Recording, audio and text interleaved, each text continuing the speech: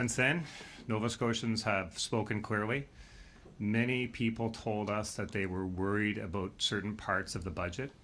And I want to start by saying this. On some of the decisions, we got it wrong. And for that, I'm sorry. Because the legislature is still reviewing the budget, we have the opportunity to make adjustments now before it's finalized, and we're going to do just that. My job as Premier is to keep the province safe and to bring people together. I never want Nova Scotians to feel like their government is working against them. In preparing the budget, we focused heavily on the financial pressures facing our province, and we did not do enough ahead of time to explain to Nova Scotians the seriousness of the challenge. But in trying to respond to the financial challenges, we moved too quickly in areas that affect people's daily lives. So after listening to Nova Scotians, as well as my caucus colleagues who fanned out across the province and brought forward concrete examples of where we got it wrong, after listening to all of them and Nova Scotians, we will restore funding in 3 key areas.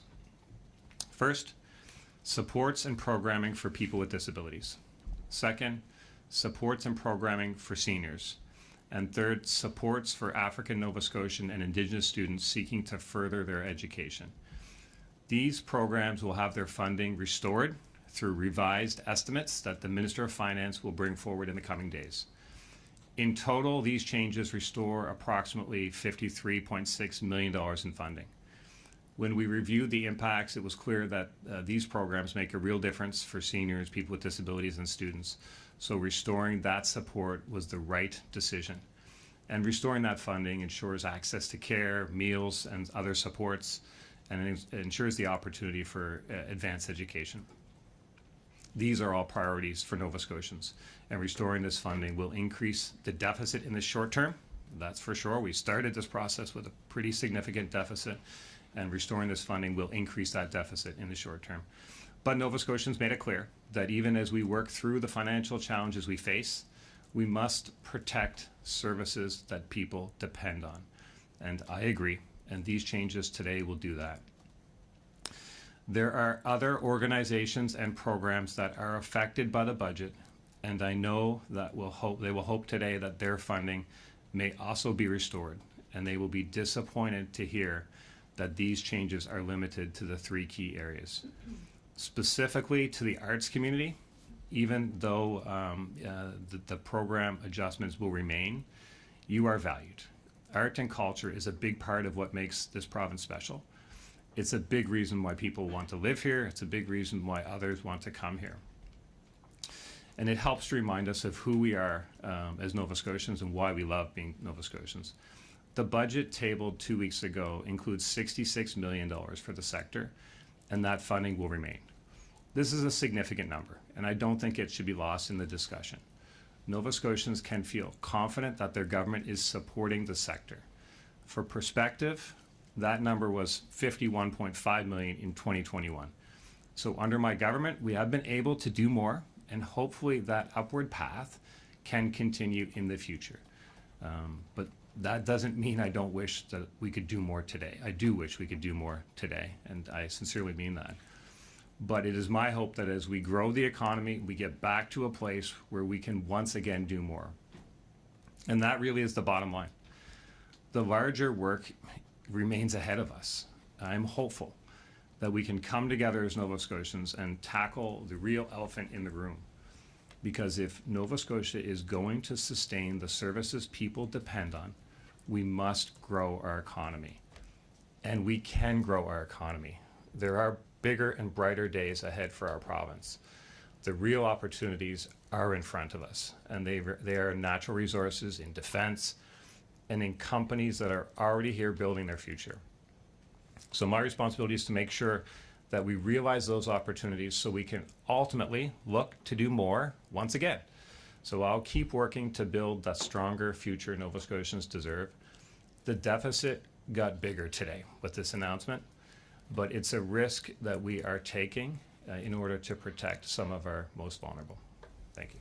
Premier, at what point did you start to think or realize that maybe, as you say, you got some things wrong with the cuts that you announced on budget day? I think the budget process starts months and months ago. It's a difficult process. I've lost a lot of sleep during the budget process for sure. There's a lot of good people doing a lot of work that feed into the budget process. And I think at this moment in time, the process in some areas probably got more clinical when it should have been more human. And I would say that really started to weigh on me, certainly over the last week, as I was hearing from people with very concrete examples, and my caucus was hearing those concrete examples from having, reasonable discussions with people, not the yelling and screaming, but sitting down and people saying this is the impact. So I think it really started to become obvious and weigh heavily, certainly over the last few days. And so just by extension to that, what can you say about the level of scrutiny that these cuts were put through before the budget was tabled? Do you feel that your cabinet and by extension your caucus had enough time to take a look at this and potentially flag some bear traps for you? I think in times such as these, there will always be bear traps, number one. I think we have to, the other thing that I've done a lot of reflection on is just thinking of the context of the world in which this budget was tabled. So we have the Trump effect. It's causing a lot of stress for a lot of people. The tariff war. We now have real wars breaking out every day in the Middle East. We have, the price of gas, the fluctuation, the price of power, and the incredible amount of pressures that people are under. And it's almost a little COVID-ish. Like they're looking to their government for support and comfort. And then we tabled a budget that had some cuts in certain areas. That it should not be lost on Nova Scotians that there's $19 billion of spending here. Incredible spending in healthcare. We've made incredible progress in many, many areas. But obviously in some areas we got it a little wrong on some of the adjustments, and I think it was really down to in the disability supports for people living with disabilities. If you think about the remedy, it's a court-ordered situation. Certainly over time it is the case that individuals will get individualized funding and make their decision who they deal with. And then you have the service providers doing good work. So of course, over time, that's two buckets: service provider bucket, individualized funding bucket. When you add them together, it's more support. But what we kind of missed was taking down the service provider bucket before the individual spending bucket raises proportionally, because it's going to take time. We kind of created a mismatch on the transition. So we're fixing that. But it was only in some pretty detailed, heartfelt discussions with people, once the rubber hit the road, that became obvious to me and certainly to the minister. Premier, how did you arrive at these three categories when, as you say, there are other areas such as arts and culture where people have been also raising their concerns about cuts that affect them? So we're trying to, in the context of the deficit and responsible spending, we're trying to afford, make sure we do what we can afford. We're doing more than we can afford. That's how we have a deficit. But when we stood back and we really looked at the categories of all of these areas are still getting funding. I think just it's important. If I say the arts sector in particular, we're providing funding to the arts sector, pretty significant. I think it's about $66 million in this budget. That would be up from 51 when we started, right? So there's still a pot of money there. Do we wish we could do more? Of course we wish we could do more.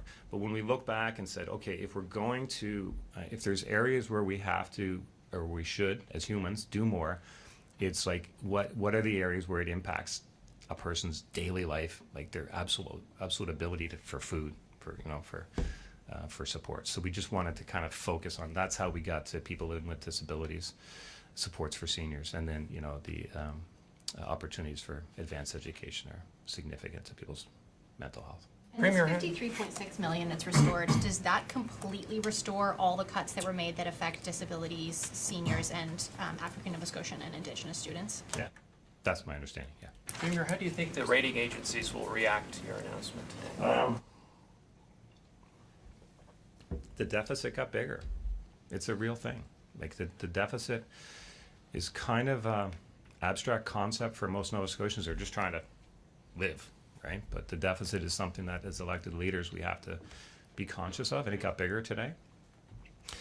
I think when you look across the country at the deficits that are being tabled and the per capita, we're right kind of in that range. Maybe some are bigger and some are smaller, but I don't know that this change will trigger an immediate reaction from them. They're going to look at it, no doubt. But that's why I think I say, like, the bigger work lays ahead. We have incredible opportunities, and if we can work together to grow the economy, when there's more for everybody, there's going to be more for everybody, right? But we have to get moving on the economic opportunities that we have, which are significant. They are absolutely significant. We're making progress, but I think that the revenue side of the equation can't and shouldn't be lost in the discussion. Premier, when did it become clear to you that you were going to make this change for these three specific groups? Well, I think as I think it was Michael asked that.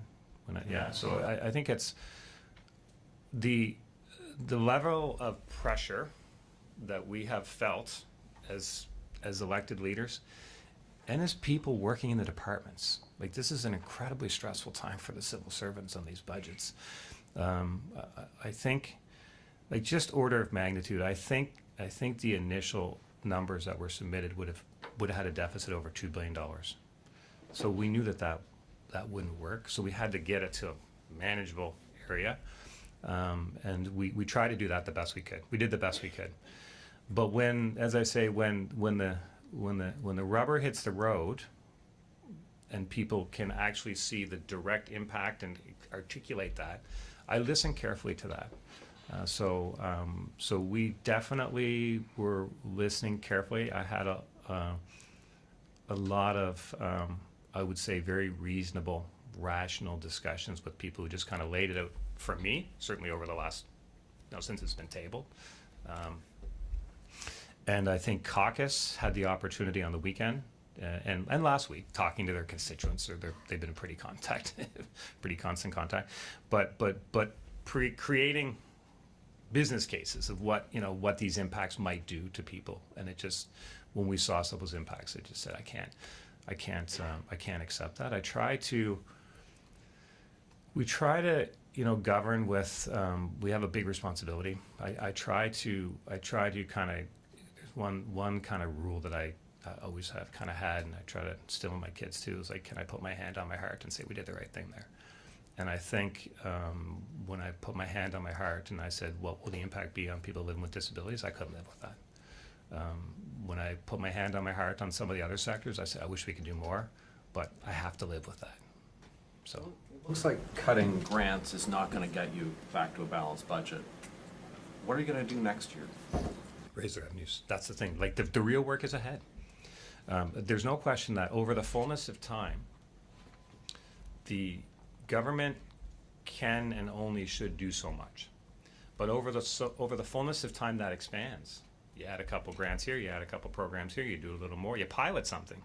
Well, even a pilot is in the minds of a lot of people an expectation that it survives forever. So there's no question that government grows.